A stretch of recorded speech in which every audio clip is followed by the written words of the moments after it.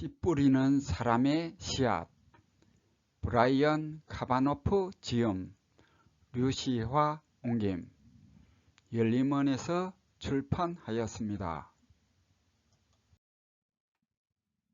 이해할 수 없는 일.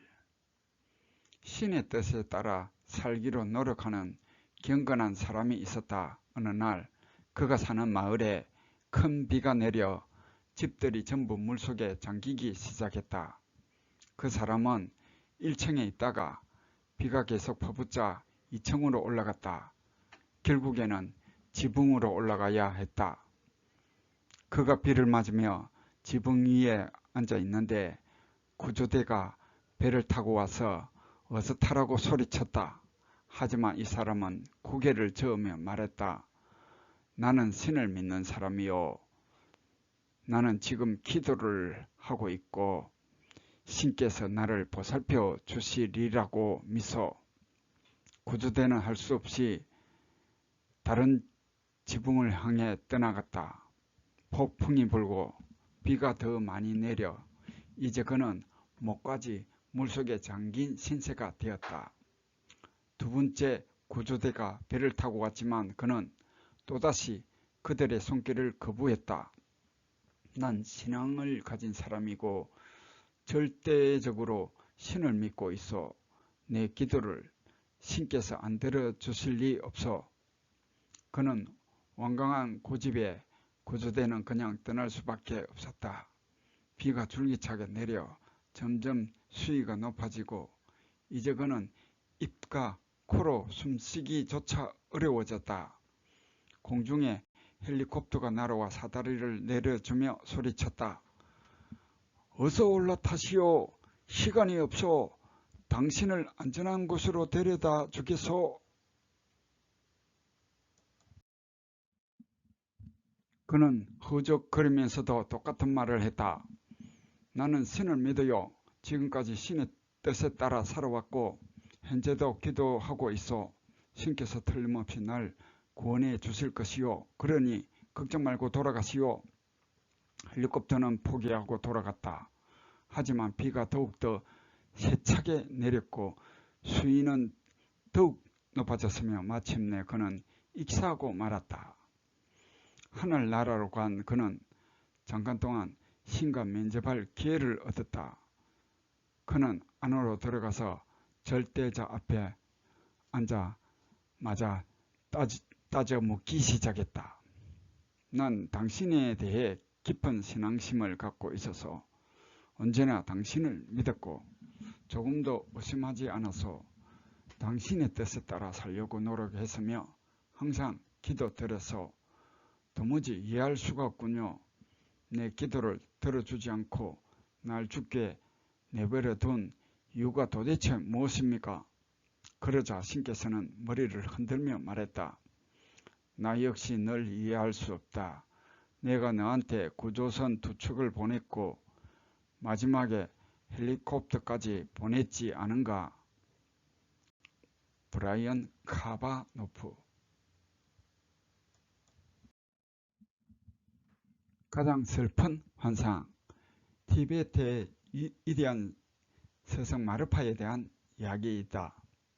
그는 지금으로부터 1000년 전에 가족과 함께 농사를 지으며 살았다. 농장에는 이 위대한 서성 밑에서 공부하려고 모여든 많은 승려들이 함께 살고 있었다. 어느 날 마르파의 큰 아들이 누군가에게 살해당했다. 마르파는 매우 슬퍼하면서 눈물을 흘렸다. 그때 한 승려가 다가와 말했다. 이해할 수 없군요. 스승님께서는 저희에게 모든 것이 환상이라고 가르쳤습니다. 그런데도 스승님께서는 지금 울고 계십니다.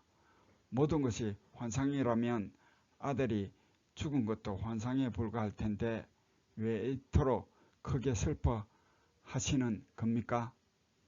마르파가 그 승려에게 말했다. 실제로 모든 것이 환상이다.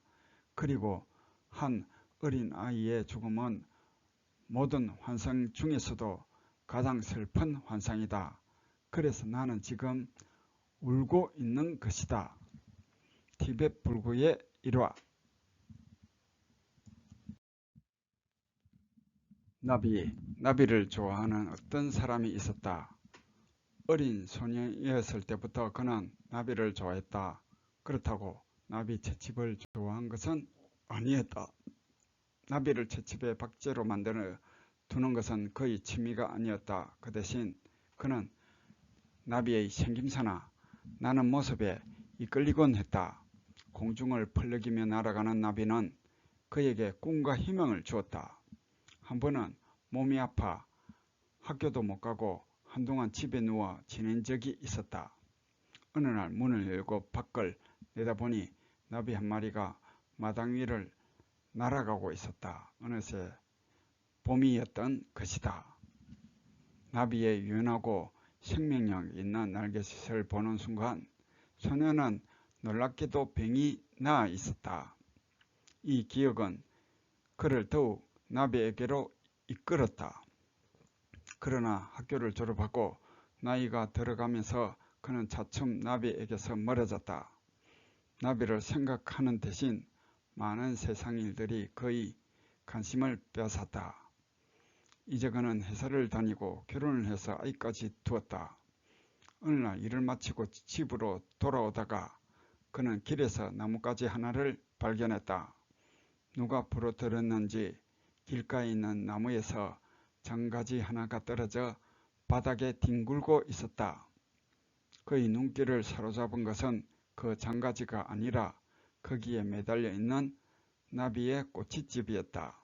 작고 흰 꼬치집 하나가 다행히 상처를 입지 않고 아직도 나뭇가지에 단단히 붙어 있었다. 그는 나뭇가지에서 꼬치집이 매달려 있는 줄기를 떼어놨다.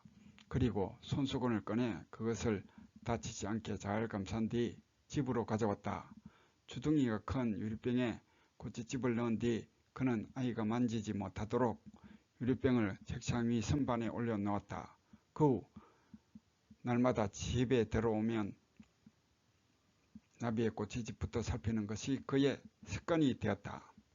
아내는 처음엔 관심을 보였지만 곧 흥미를 잃었다. 하지만 그는 틈나는 대로 유리병으로 다가가 무슨 변화가 있는지를 살폈다. 나비를 좋아하던 어릴 적 꿈이 되살아났던 것이다. 일주일쯤 지난 어느 일요일 얼핏 보면 알 수 없는 미세한 변화가 꼬치집에 일어났다. 맹주실로 된 한쪽 끝이 조금씩 투명해지기 시작한 것이다.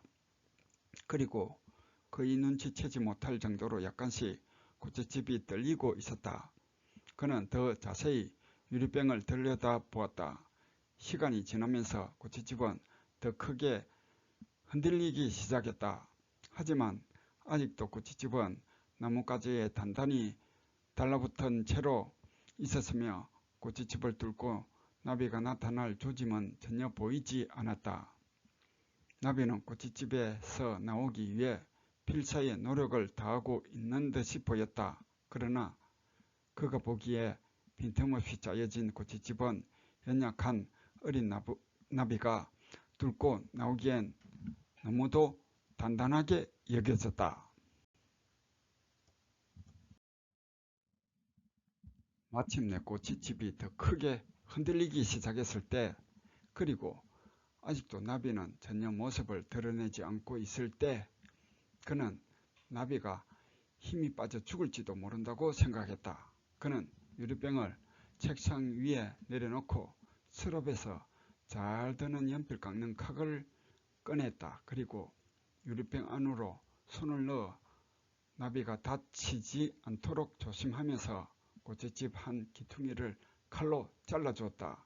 갑자기 생겨난 구멍을 비집고 나비는 거의 즉각적으로 한쪽 날개를 내밀더니 뒤이어 다른 쪽 날개도 꼬치집 밖으로 내밀었다.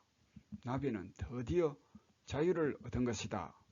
꼬치집 밖으로 나온 나비는 자유를 누리려는 듯 분주히 유리병 안을 기어 다니기 시작했다. 그러더니 주둥이를 타고 밖으로 기어 나왔다. 그는 나비가 날아갈 수 있도록 창문을 열어주었다. 그러나 시간이 지나도 나비는 전혀 날아오를 생각을 하지 않는 것이었다. 날개가 마르는데 시간이 필요하기 때문이라고 그는 생각했다. 그러나 그의 기대와는 달리 잠시 책상 위를 기어다니던 나비는 힘없이 옆으로 쓰러졌다. 그가 놀라서 지켜보는 사이에 나비는 가늘게 몸을 떨다가 이내 죽고 말았다. 훗날 그는 이웃에 사는 과학교사를 통해 나비가 죽은 이유를 알게 되었다. 나비는 꽃집을 뚫고 나오는 힘든 과정을 통해 비로소 생존의 힘과 날개짓할 힘을 얻게 된다는 것이었다.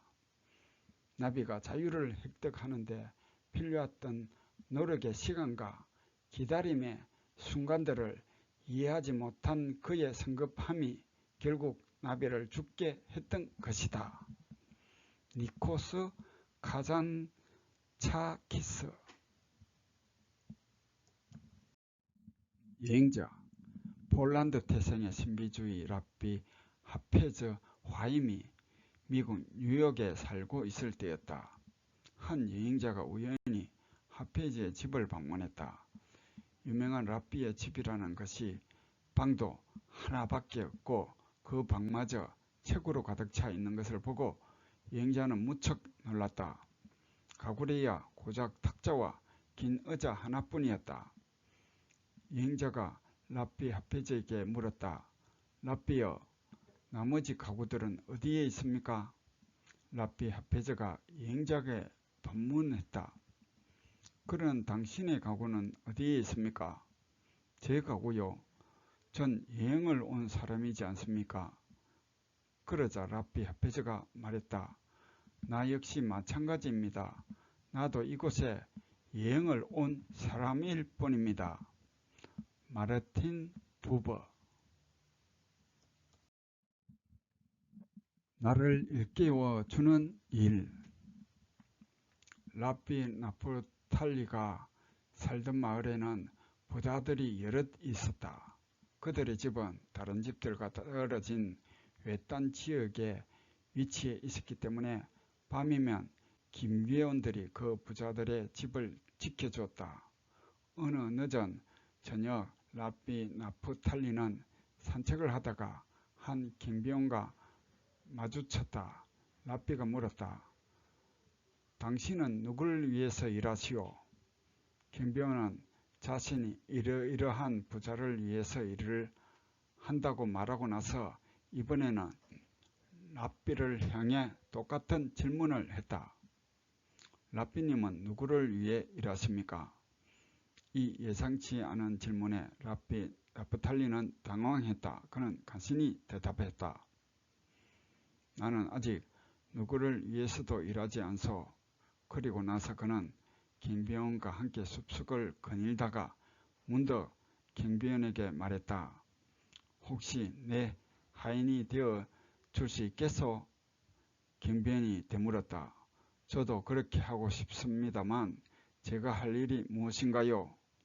랍비 나프탈리가 대답했다. 나를 일깨워 주는 일이요. 마르틴 부버. 이상으로 문견행이었고요. 시청해 주셔서 감사드립니다. 듣고 보고 행동하는 하루하루 되시고요. 구독과 좋아요를 부탁드립니다.